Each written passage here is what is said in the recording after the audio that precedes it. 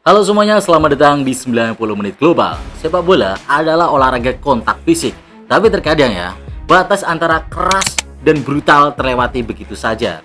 Dari patah tulang yang mengakhiri karir hingga cedera yang mengubah sejarah sebuah pemain. Hari ini kita akan membahas 10 tackle paling fatal dan brutal dalam sejarah sepak bola. Dan di nomor satu nih, ada satu tackle yang saking parahnya membuat pemain legendaris harus menepi selamanya dari lapangan hijau. Mari kita mulai pembahasannya.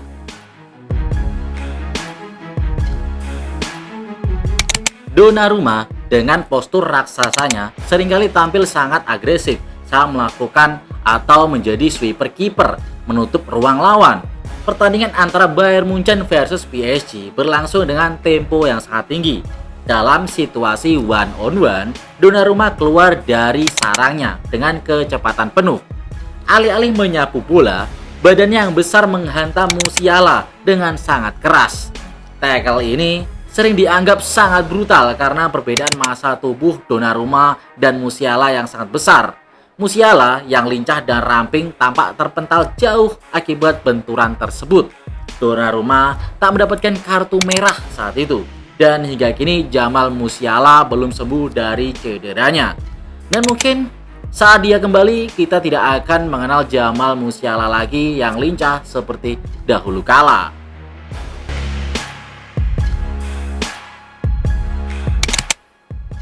Pertandingan Premier League antara Everton versus Tottenham Hotspur di Goodison Park menampilkan salah satu momen di mana sebuah tackle tidak hanya menghancurkan fisik korbannya, tapi juga menghancurkan mental pemain yang melakukannya. Son Heung-min melakukan tackle dari belakang atau tackle frustasi untuk mengejar bola. Namun tackle tersebut membuat Andre Gomez kehilangan keseimbangan dan bertabrakan dengan Serge Aurier dalam posisi kaki yang salah. Andre Gomez mengalami dislokasi fraktur pada pergelangan kaki kanannya. Namun, yang membuat momen ini diingat dunia adalah reaksi dari Son Heung-min. Son benar-benar hancur mentalnya. Dia di lapangan menangis tersendu-sendu sejadi-jadinya karena merasa sangat bersalah mencederai Andre Gomez. Bahkan pemain Everton pun harus menenangkan Son yang trauma melihat apa yang telah terjadi. Kita beralih ke Liga Belgia dalam laga panas antara Standard Liège melawan Anderlecht. Dan disinilah Axel Witsel yang satu masih menjadi bintang muda berbakat melakukan sebuah kesalahan yang akan menghantui karirnya selamanya. Dalam perebutan bola liar, Witsel melakukan stamping atau menginjak dengan kekuatan penuh tepat di atas tulang kering Marcin Wasilewski yang sedang melakukan sliding. Wasilewski mengalami patah tulang ganda, tibia, dan fibula. Foto-foto kakinya yang patah saat itu tersebar luas di media sosial dan benar-benar mengerikan untuk dilihat. Witsel langsung di kartu merah dan diskor 8 pertandingan oleh Federasi Sepak Bola Belgia dan menerima denda yang cukup besar. Polisi harus berjaga di depan rumah Witsel selama berhari-hari karena publik sangat marah karena tackle-nya itu. Sementara itu, Wasilewski harus menjalani serangkaian operasi besar dan absen selama hampir 1 tahun. Banyak yang mengira karir Wasilewski sudah tamat, namun ia menunjukkan semangat luar biasa dengan kembali bermain dan bahkan kemudian menjuarai Premier League bersama Leicester City.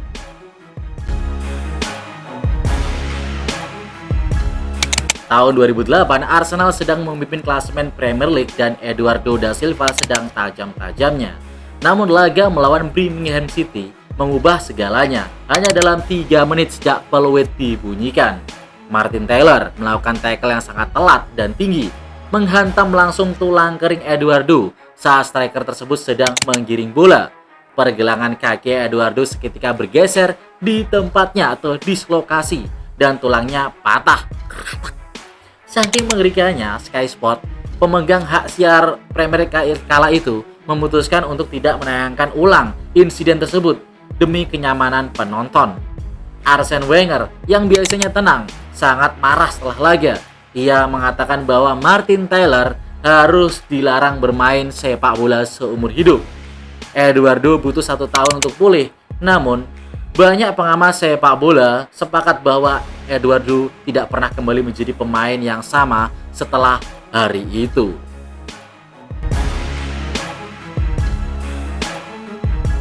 Jika biasanya tackle brutal menggunakan kaki, Ben Thatcher melakukan sesuatu yang lebih menyerupai serangan di ring UFC. Dalam laga Manchester City melawan Portsmouth pada tahun 2006, dunia sepak bola dibuat geram oleh aksi yang hampir saja fatal bagi korbannya. Pedro Mendes sedang mengejar bola liar di pinggir lapangan. Ben Thatcher berlari dengan kecepatan tinggi dan alih-alih mencoba merebut bola, ia sengaja menghantamkan sikunya ke arah wajah dari Mendes. Mendes langsung terpental menghantam papan iklan dan jatuh dalam kondisi tidak sadarkan diri. Ia mengalami kejang-kejang dan saat dievakuasi oleh tim medis harus segera mendapatkan bantuan oksigen. Nah, hal yang paling memalukan dalam insiden ini adalah wasit Darmon Gallagher yang memberikan hanya kartu kuning di lapangan untuk pelaku. Sebuah keputusan yang dianggap sebagai salah satu kesalahan terbesar dalam wasit di Liga Inggris.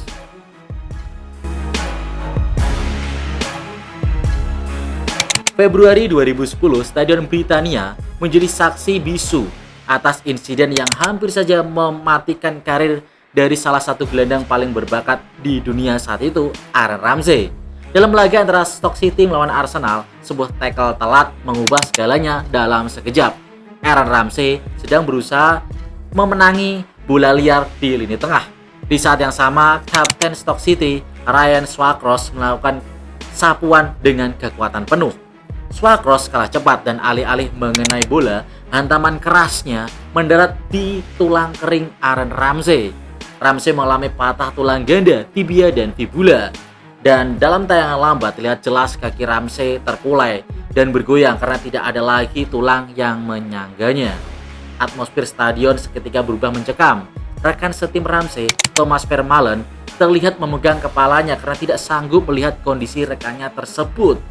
Dan butuh waktu 9 bulan bagi Ramsey untuk bisa kembali menendang bola lagi. Dan bertahun-tahun untuk kembali ke puncak performanya. Namun Ramsey berhasil membawa timnas Wales ke Piala Dunia dan tampil cukup apik di Euro juga.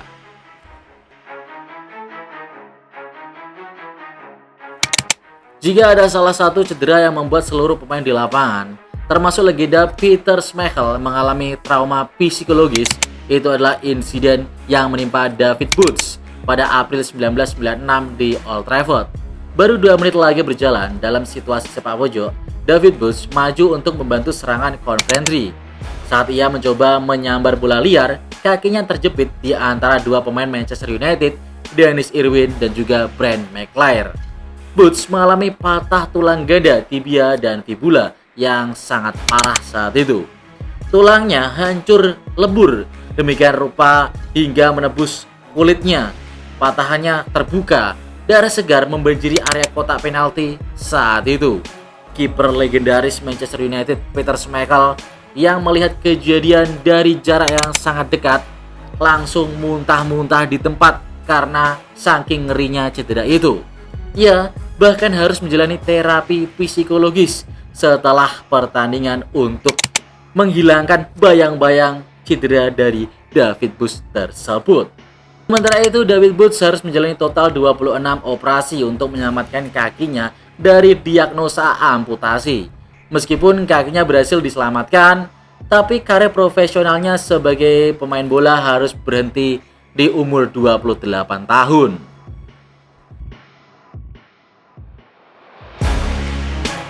Ini adalah pelanggaran yang sering disebut sebagai percobaan pembunuhan di lapangan hijau.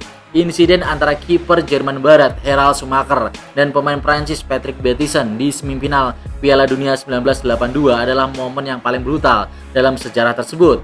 Patrick Bertison baru saja masuk sebagai pemain pengganti dan sedang berlari bebas menuju gawang setelah menerima umpan terobosan dari rekannya.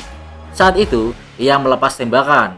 Harald Schumacher keluar dari serangnya dan meloncat tinggi, bukan untuk menghalau bola, melainkan menabrak pinggul dan seluruh berat badannya tepat ke wajah Bertison. Bertison langsung jatuh tak sadarkan diri ia kehilangan 3 gigi, menderita patah tulang rusuk, dan mengalami kerusakan tulang belakang. Yang lebih mengerikan, Bettison sempat mengalami koma di lapangan. Nerekam setimnya saat itu, Michel Platini, mengatakan bahwa saat itu ia mengira Bettison sudah meninggoy karena denyut nadinya itu sudah tidak terasa.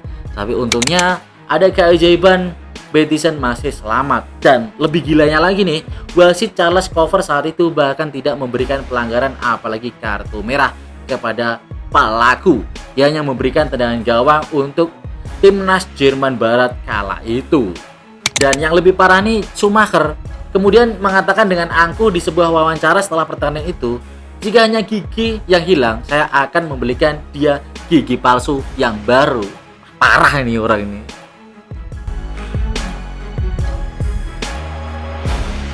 Di posisi ini kita akan membahas sebuah pelanggaran yang didasari oleh dendam murni. Ini bukan soal bola, ini soal harga diri yang terluka selama 4 tahun. Selamat datang di Derby Manchester 2001 saat Roy Keane memutuskan untuk menyelesaikannya dengan Erling Haaland, bapak dari Erling Haaland. Semuanya bermula pada tahun 1997. Saat itu Keane mencoba menekel Haaland, namun justru Keane sendirilah yang mengalami cedera ACL. Saat Keane terkapar dan kesakitan, Haaland berdiri di atasnya dan meneriakinya agar berhenti berpura-pura cedera. Keane tidak pernah lupa momen itu. Lalu di Derby Manchester tahun 2001, Roy Keane memutuskan untuk menyelesaikan urusannya dengan Erling Haaland. Di menit-menit akhir derby antara MU versus City, bola berada di dekat Haaland. Keane tidak sedikit pun berniat mengambil bola. Ia mengangkat kakinya tinggi-tinggi dan menghantam lutut kanan Haaland dengan pul sepatunya sekuat tenaga. Setelah melakukan tackle brutal tersebut, Keane tidak menunggu wasit mengeluarkan kartu merah. Ia justru berdiri di atas Haaland yang sedang mengerang kesakitan dan membisikkan kata-kata makian. Nah, yang paling mengejutkan adalah pengakuan Keane sendiri di autobiografinya. Saya sudah lama menunggunya. Saya menghantamnya dengan keras. Bola ada di sana, saya pikir. Ambil itu bajingan. Dan jangan pernah berdiri di atas saya lagi sambil mengejek tentang cedera palsu.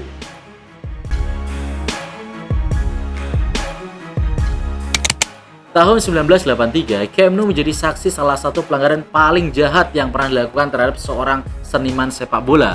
Andoni Goicoechea, bek tangguh dari Atletico Bilbao, melakukan sebuah tindakan yang membuat dirinya dikenal sebagai si tukang jagal dari Bilbao. Tanpa ada ancaman langsung ke gawang, Goicoechea menerjang dari belakang dengan kedua kaki terangkat menghantam engkel Maradona dengan sangat telat.